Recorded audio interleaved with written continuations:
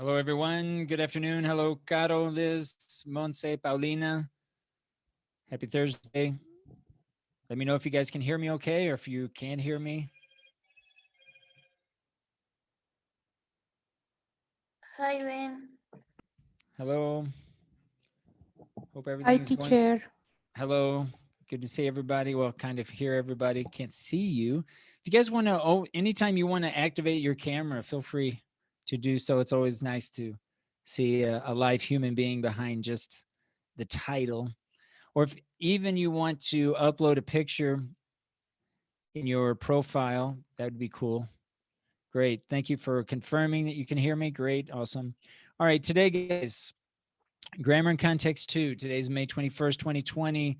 We're continuing our interview process and trying to take information from what we did in our interview and look at some grammar aspects. All right. Today, we want to continue focusing on direct and indirect questions only.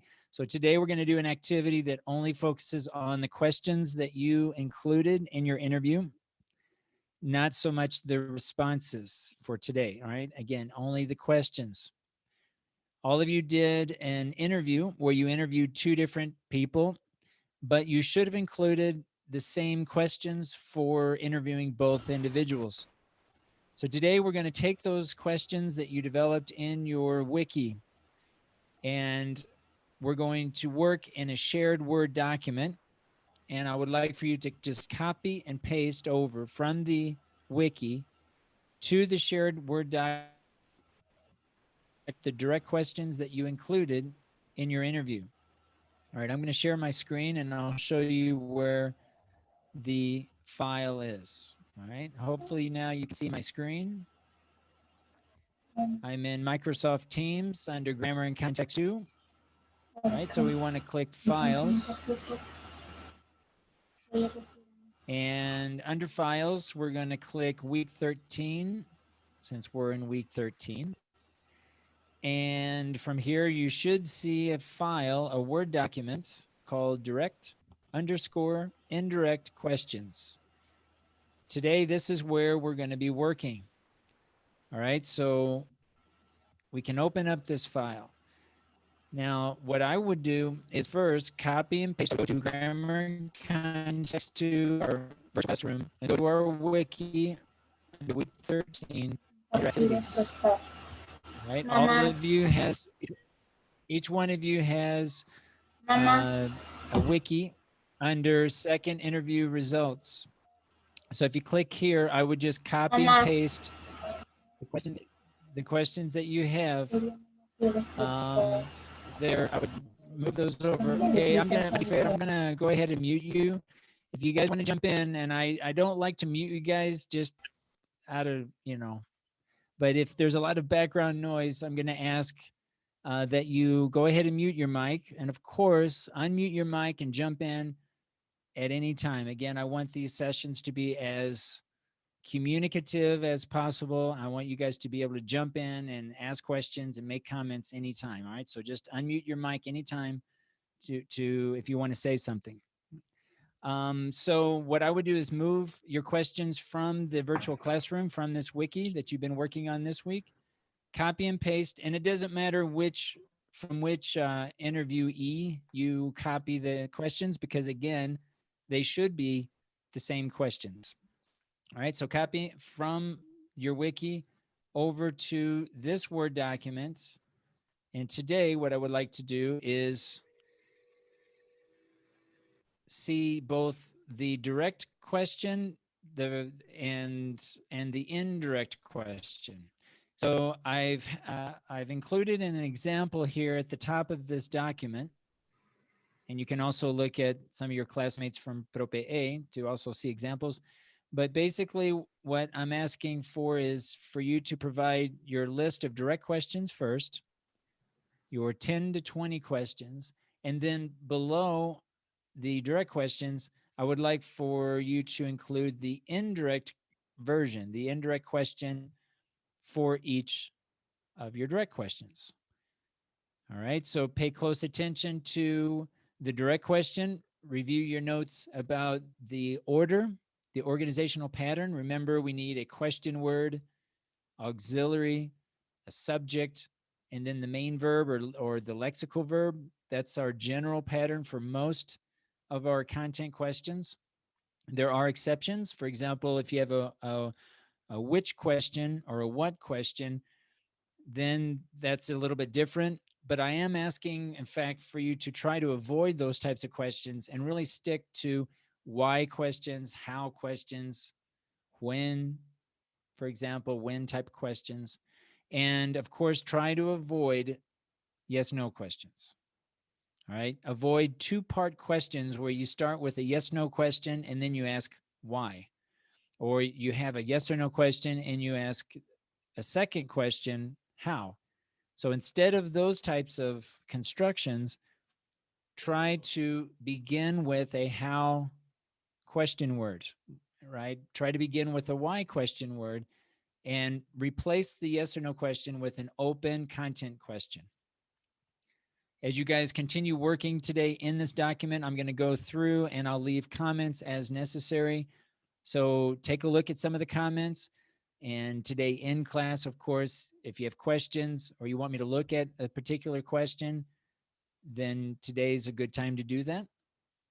And we're going to I'm going to add a section here at the bottom for Prope B.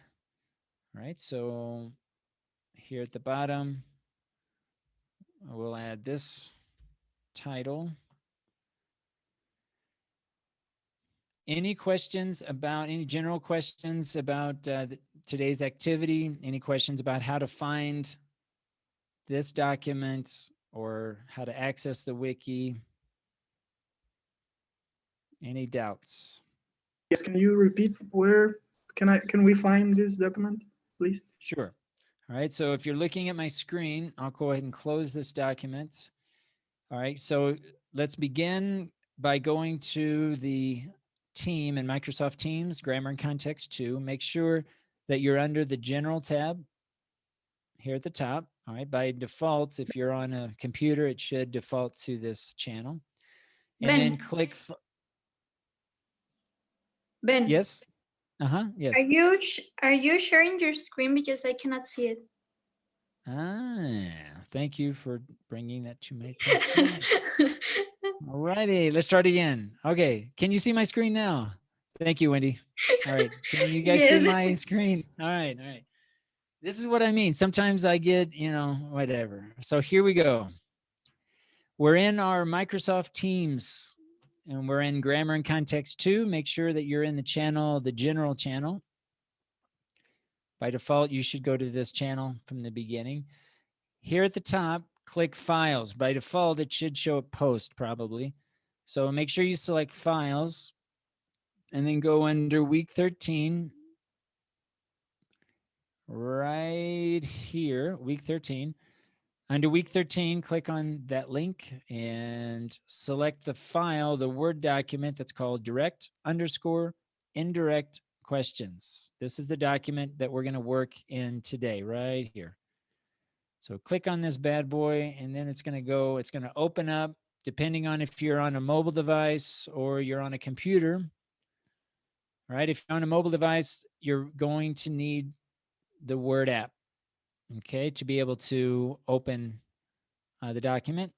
And then from here, you should be able to open it up. In my case, it's going to open up in the browser, a Word online document.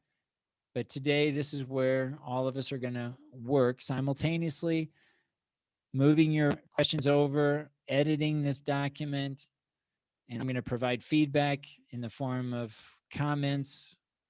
And you can either reply online or you can jump in, of course, during class today and ask questions, or if you want me to look at something, just unmute your microphone and jump right in. All right, Oscar, does that help? Yes, Ben, thank you very much. You're welcome. All right, guys, I'm going to go ahead and mute my mic. I'm going to mute my camera, of course. Jump in anytime you want me to look at something or if you have doubts or questions about today's activity. Ben, do we have to choose just one interviewee or both? Well, since the instructions were to include exactly the same questions for both interviewee, you should have the same set of questions, right? So it doesn't really matter which set of questions you select because they should be the same. If you have one or two that are different and you want to bring in those other two, that's fine, but I think if you just select one set of questions, hopefully they're similar and hopefully they're exactly the same. But again, just choose the questions. You don't have to repeat the questions, of course, right? So you don't have, just bring in the questions that from one of the interviewees, and that should be good enough, right? Okay, Um, I get so what you said, but for example, in the indirect questions, the example says, I asked my mom. So we put like the name of one of our interviewees or what? Yeah, you can choose. It doesn't really matter. I'm not gonna, it doesn't really matter, which person that you put. You can just choose one person from the indirect question, because the only thing that's going to change probably is going to be the the subject or the noun in that case, or maybe the pronoun. So yeah, you can just select one there in the indirect question. Yes. Okay, thank you. we Mhm. have to write just the questions, right? Not the responses. That's correct. Okay, thank you. Also, just to clarify, make sure that you have a period after the indirect question and a question mark after the direct question. Okay, so the indirect question actually is a statement. It's a declarative statement. A question per se. That's why we refer to it as an indirect question, because it's actually reported speech. Okay, so with regard to punctuation, a period at the end of the indirect question, a question mark after the direct question.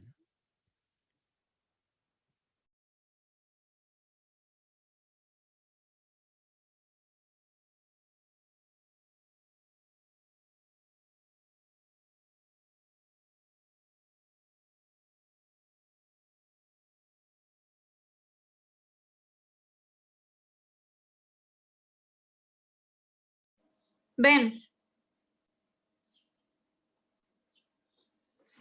Yes. I think Liz wants to ask something. Does she have a microphone? Yes, I want to ask you something. Okay. It ahead. is necessary to avoid which questions? It's because I saw that some people from Prope A have questions using which, and I have 3 questions using it. So I wanted to know if I can use it or if I need to change it. Okay. Let me see here. I'm looking. Have you uploaded anything yet, Lisette, to the Word document? No, just one question. Okay. Okay. But you haven't uploaded anything yet? Nope. Okay.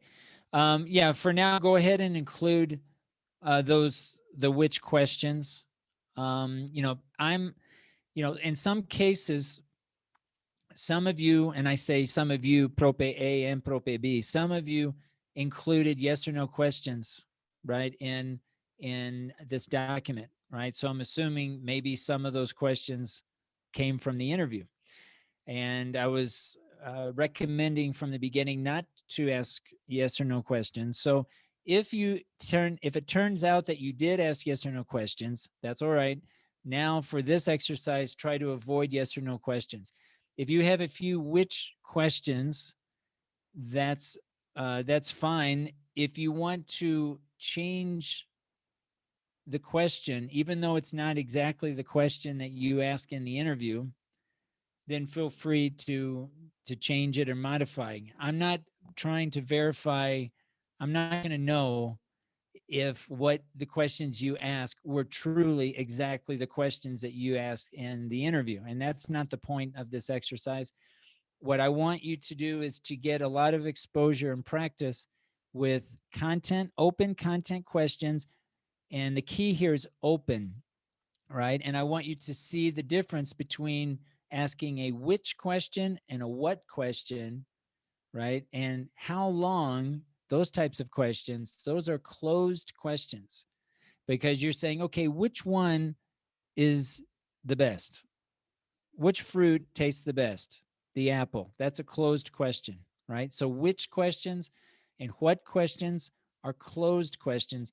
And this exercise, really, this task of this week with doing this interview was trying to get you guys to ask open questions where the response would be a little bit long, closed question. So to answer your question, all right, go ahead and include what you can, and we'll take a look at it. If you want to reword one of the which questions, right, just so that I can check the grammar to see if we're doing all right there, that's fine. If you want to leave one or two which questions in, I'll check that grammar as well, and we'll take a look at that. But yeah, feel free to modify slightly the question. And again, we want to try to make sure that we have open and content questions as much as possible.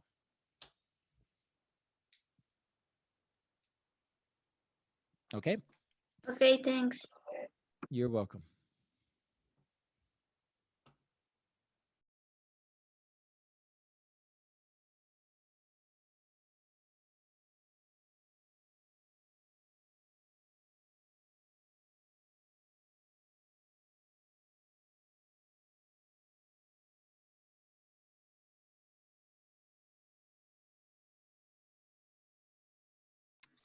Ben, could you check my questions, please? Sure, Oscar.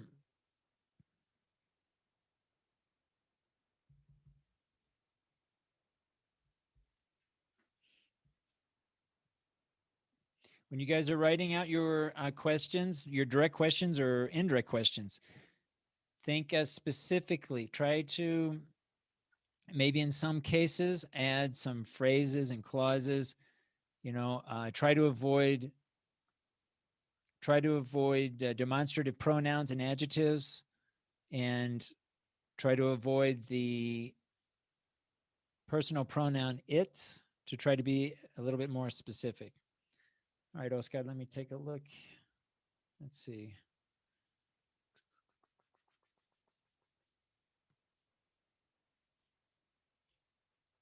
Did you post it towards the bottom, Oscar?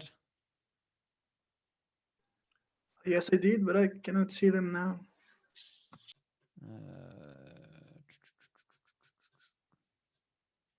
Okay, I'm gonna start at the bottom. See, Andrea, Wendy, Marifer, Lisette, Caro,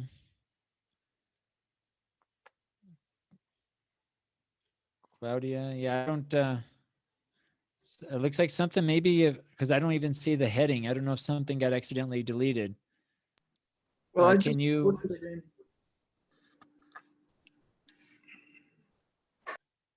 Okay, now I see it.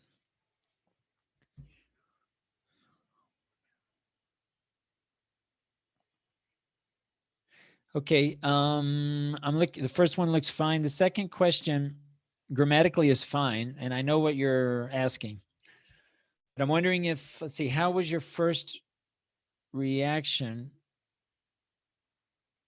Is there a different way that you could ask this question here? Ask exactly the same question, but another way of asking. It says here, what was your first reaction about the disease? How did you react when you realized? All right, so compare your second question and your third question. And I know they're different, but notice I like how you formed the third question, and I would follow the same pattern. So you might ask what? How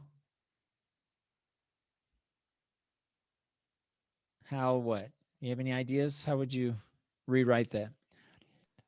So maybe how did you react when you first knew about this disease or something? Right, right, something like that, right? Or you could follow what you have. How did you first react instead of reaction? You could change reaction, the noun, to the verb react. How did you first react about now instead of this disease? So that we try to avoid the demonstrative adjective this, right? What is this? What are you referring to? Now, of course, we know what you're referring to, but just as an exercise, try to avoid the demonstrative adjective and go ahead and restate, in this case, the coronavirus, or if you want to use COVID-19, right? And so probably most of our sentences are going to include the term either COVID-19 or the coronavirus. And you can change and use those two terms interchangeably throughout your questions if you want. How did the virus affect your daily life? Being part of the medical side of the city, how do you feel that knowing that due to the position of work is there? All right, so question number 5. This is something that I like what you did in question number 5, and I hope that others can take a look at this as an example. In some of the cases, a lot of the feedback that I'm leaving you guys, I'm asking you to maybe add more context or add more information to the question in order to provide some context, in order for it to be a little bit more specific. And in this case, at the beginning of your question, I like how you started by saying, being part of the medical staff of the city, right? How do you feel? So I like how you have this introductory, this participial phrase at the beginning. It's an introductory phrase. It's like a transition, right? It's probably based on your knowledge of this person that you interviewed, right? So that's really good. So I like how you did that. And then you start, how do you feel knowing that due to your position at work? Now, you probably don't have to repeat yourself, like due to the position of your work. Maybe that's not necessary since you already have a very good introductory phrase to state that, right? So for me, that's a little bit redundant, and I don't think that you need both. If you didn't have this introductory phrase, then you probably would need due to your position at work. All right.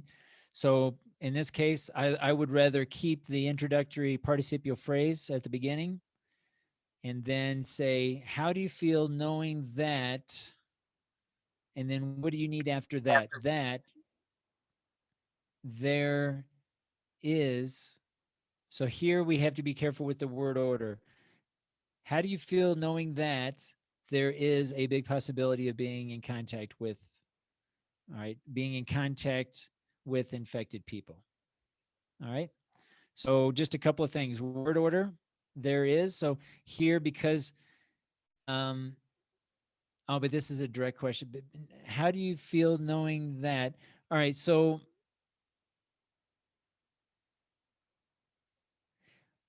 in this case, you're basically asking an indirect question, right? What I just mentioned and the word, changing the word order, that's how do you feel knowing that? All right. So what you're doing here, Oscar, is you're kind of combining the direct and indirect. All right. So the direct question is there a big possibility of being in contact with affected people? All right. So that is correct. That's the direct question. Now, how do we lead up to that? You could say, I asked my sister or whomever, comma, quote, is there a big possibility of being in contact, right? So a couple of things here. You can either include all of this information at the beginning, this introductory phrase, and then say, I ask my sister or whomever, comma, is there a big possibility of being in contact with affected people? Because essentially that is the direct question, right? But I also want to acknowledge that you do a good job of providing context at the beginning of this question, right? So that's what I would say about question number 5. A couple of things going on there that I want to bring to your attention. How have you perceived your work since the coronavirus pandemic reached? Okay. All right. So number 6 is fine. Number 7, how much the attention provided? How much?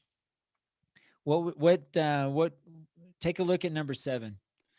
All right. I'll just give you a chance to look at that. Take a look at number 7. Number 8's okay. Number 9's okay. Take a look at number 10. There's something there with regard to the grammar. Number 10. Okay, the word has must be before the attention, right? Which question? In 7, I believe I should write how much has the attention provided to the coronavirus victims, right? How much? Or maybe should I remove much?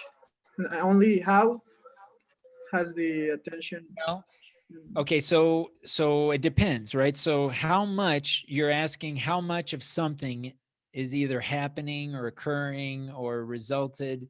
So how much, you could start the sentence without the article the and start, how much attention. Now, what do you want to say about that? How much attention? And then you need to look at the rest of the sentence. It really depends on what the true idea here is for this question. So provided to the coronavirus victims has affected.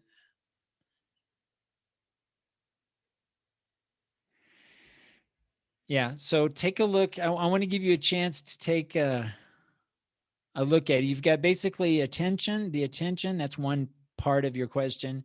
And then provided to the coronavirus victims, that I feel is giving you the problem here. And I would also take out the article the before attention. All right, so yeah, take a look at that. Take a look at the, what was it? I think question 10. Take a look at that. 9 is okay. And take a look at 8. Or no, 8. How did your family react? No, 8's okay, but take a look at 7. Yeah. All right.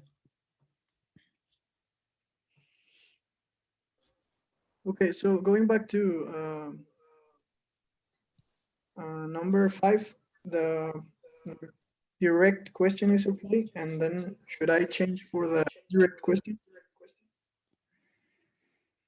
Yeah, I mean, your direct question in that example, right, is there a big possibility of being in contact with affected people, right? So you can do, if you want a question, that's fine.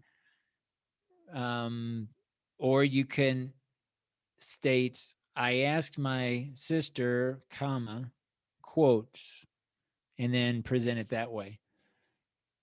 It just depends. I just want to acknowledge that you have, I like how you did the introductory clause there, and you can leave that and still ask a direct question if you're quoting the person, right?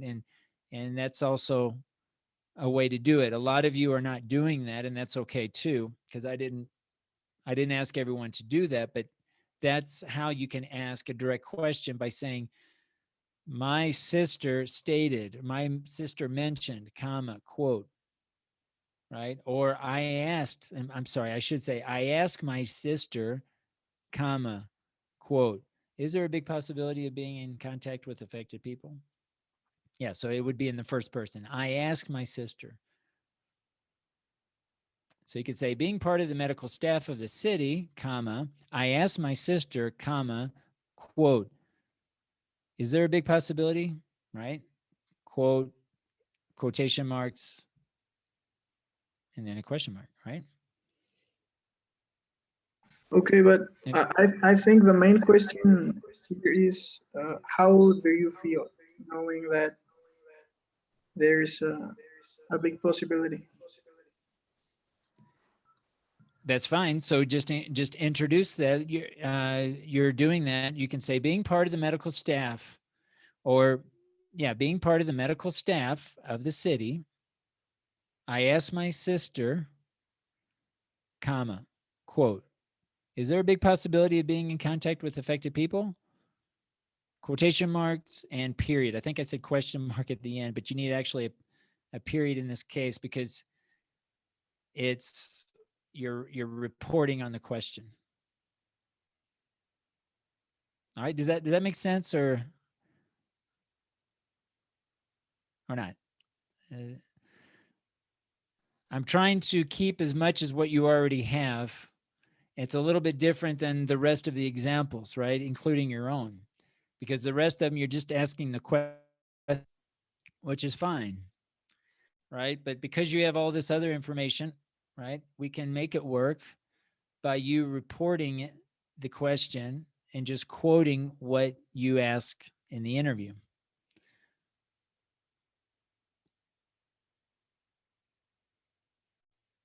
Okay, so Right? do you think should I delete how do you feel knowing that? Yeah, I don't think you need that. It's inferred by your introductory phrase because you're saying being part of the medical staff of the city. So you're saying, okay, this person works in the medical field. Now you're asking a question, right? That obviously you're asking how this person feels without actually having to say, how do you feel? It's like saying, I think that X, right? Just tell us if I say, I think that, I don't know, Aguascalientes should have a professional football team. That's the same if I say Aguascalientes should have a professional football team, American football team, right? So we don't have to say I think because what you're saying it's implied. It's understood.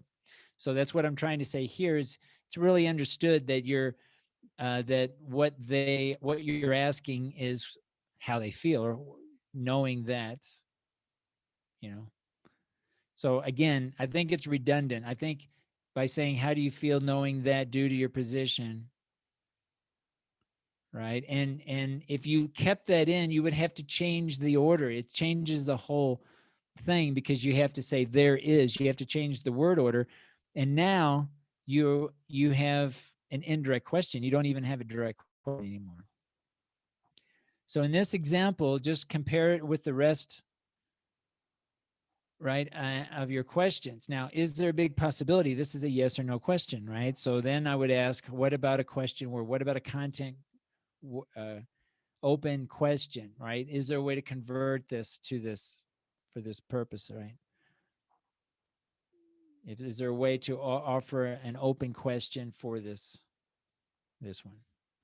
But you know, if you do what you want, the rest of your questions are fine as far as content questions. They're really good open questions. Just a couple of grammatical things that I mentioned towards the bottom. All righty. All right, thanks. All right, you're welcome. Anybody else want me to look at something? Can you check mine? I'm Monte. All righty. Let's see. They are under Paulo's, I think. Okay.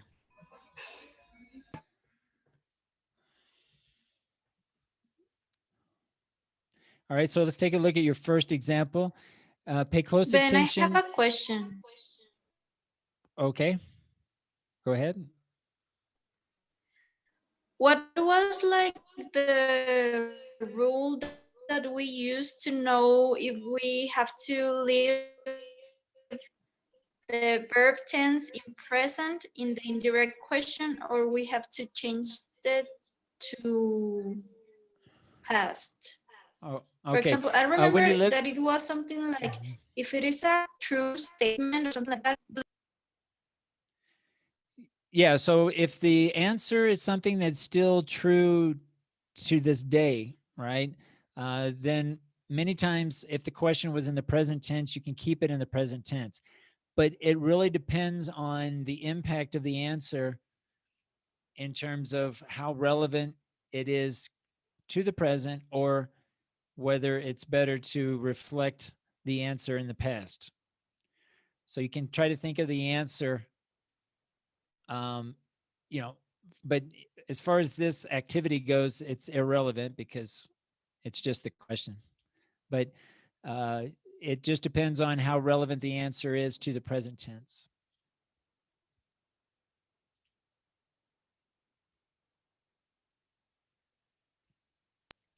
Okay, Montse, take a look at your Okay. first. Okay, Thank Montse, take a you. look at your first question and compare your first question to essentially the rest of your question. Well, there's number 7 we need to look at, but except for number 7, compare the first question to almost the rest of your questions. What do you notice? Or if you just want to compare the first and second question. No, in fact, take a look at the third question. Take a look at the third question. How do you get updates about coronavirus? All right, this is correct. You start with a question word. You have an auxiliary, do. You have a subject, you, which is a subject pronoun, and get, which is the main verb. This is a correctly constructed direct question. Again, the question word, auxiliary verb, subject, and the main verb. Now, this is a very common organizational pattern, word order pattern that I want you to think about for many of the open content questions that you're asked to include in this activity. All right. Look at number 4. Why do you think? Why? Question word. Do, auxiliary. You, subject, think, main verb. Good. What would you say? What? Question word. Would, auxiliary. You, subject, say, main verb. Good. That's correct. How would you react? How? Question word. Would, auxiliary. You, subject, react, main verb. Great. Now let's look at your first question. How? Question word. Kisige. What comes after the question word?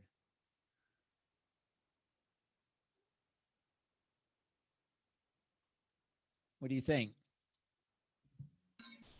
The auxiliary. All right. In this case, what is the auxiliary? I have none. You sure? I think I don't. You think you don't? I think you do. What's the verb phrase? What's the verb? What's the subject and the verb of this first question? Question number 1. What's the subject? What's the verb?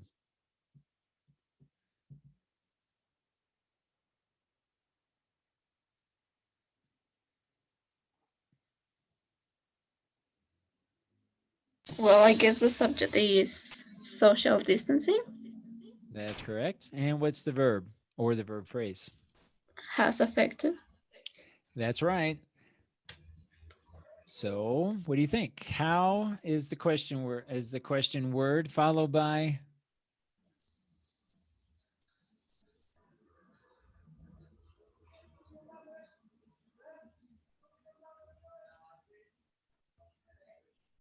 I'm sorry, what? I didn't listen. I'm sorry. Oh, you didn't hear? Okay, so you're correct. You said that has affected is the verb phrase, and you are correct. All right. So my question is to organize this question. Right. You begin with the question word how, followed by what? I need to change has affected to, like, I need to put how has affected. All right. Let's go back again. Look at question number 4, for example. Mhm.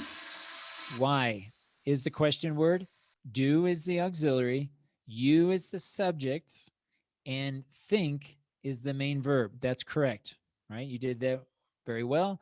Look at number 3. Question number 3. How? Question word. Do, auxiliary. You, subject. Get, main verb.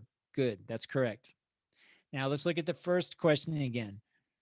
You have a how question after the question word.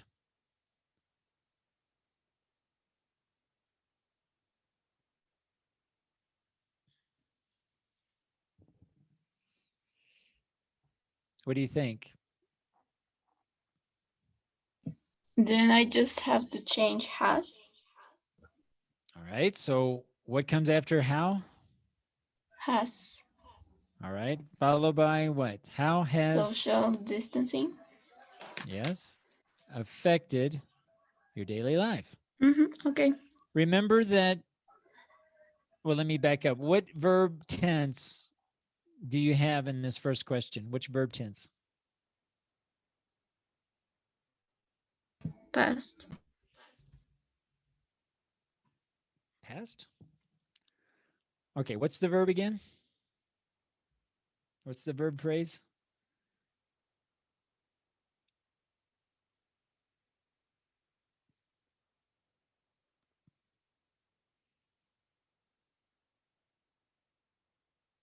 What's the verb phrase in the first question? Has affected. Has affected, correct. What verb tense is has affected?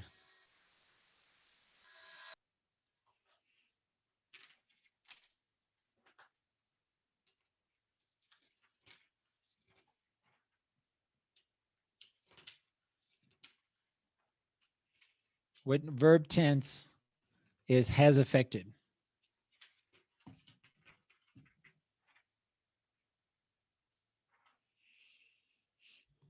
Okay, I'm not sure, Monse, if you are having some connectivity problems or if you're just not sure. Let me know if you're not sure.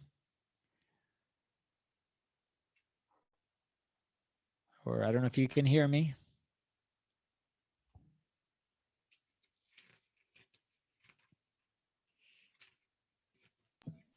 Can you still hear me? I Okay, hear go you, ahead. but it's like I have noise in the background, and like your voice cuts in some parts, so I don't understand. Okay, so what is the verb tense has affected? What verb tense is the verb phrase has affected?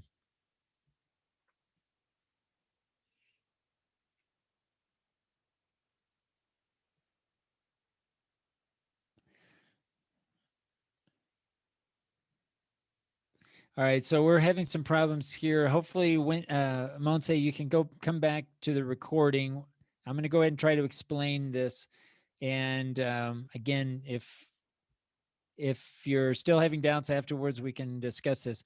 Has affected is the verb phrase. You're correct, and this is an example of the present perfect tense. The present perfect tense consists of an auxiliary, have or has, depending on the subject, and the past participle, in this case, affected. This is the past participle. All right, so because we have an auxiliary has or have, right, we're going to subject, in this case, social distancing.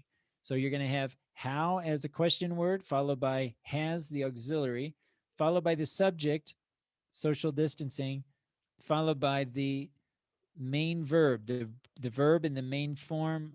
I'm sorry, not the main form, the main verb, in this case, the verb in the past participle, affected. So it's going to read, how has social distancing affected your daily life? This is the same pattern that you follow in question 3, question 4, 5, question 6. We need to take a look at 7 for the same reason. And I think the confusion, Monse, is that you're not applying the same rules to the verb in the present perfect, because this is another example of the present perfect. Has a, all right. It's the same rules for verbs, compound verbs. Compound verbs have an auxiliary and a main verb, right? So here we want, how has this situation affected big industries? And I would not use to the, I would just say big industries. All right. The rest of your questions, how would you do? How would you what would you do if you notice, if you,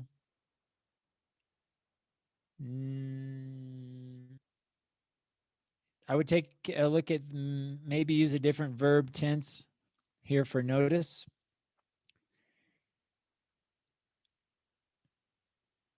Okay. All right. So I don't know how much you were able to hear me, but try to take a look or at the recording after we finish today's class, and let me know if you have any questions. Hopefully the recording turns out. All right. All right, my friends, it looks like we're almost out of time. I'm going to go in the rest of today and take a look at your work and leave some comments. So please continue to maybe a little bit later today, come back to this document if you've completed this task. If you haven't completed, feel free, obviously, to try to finish this before our next class. I'm going to look over your responses. I'll leave feedback. And if we need to talk about anything more tomorrow about direct and indirect questions, then we'll do that in tomorrow's class. Any questions, guys, about today's activity?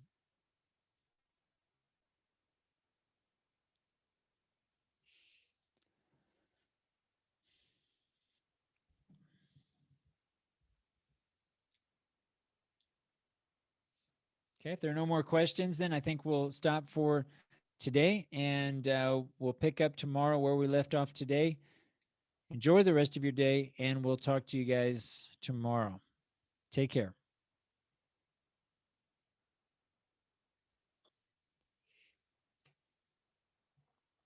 Thank you. Bye.